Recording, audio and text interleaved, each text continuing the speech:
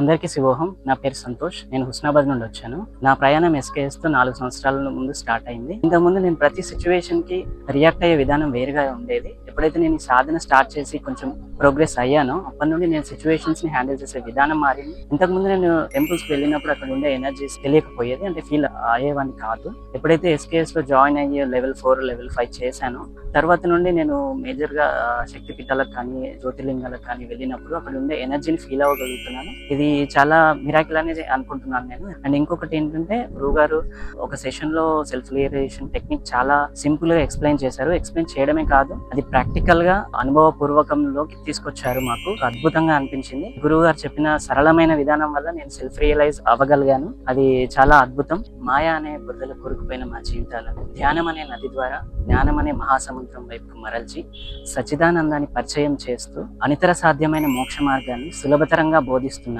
దక్షిణామూర్తి స్వరూపమైన మా గురువు గారి పాదాలకు శతసహస్ర కోటి నమస్కారం. శివోహం.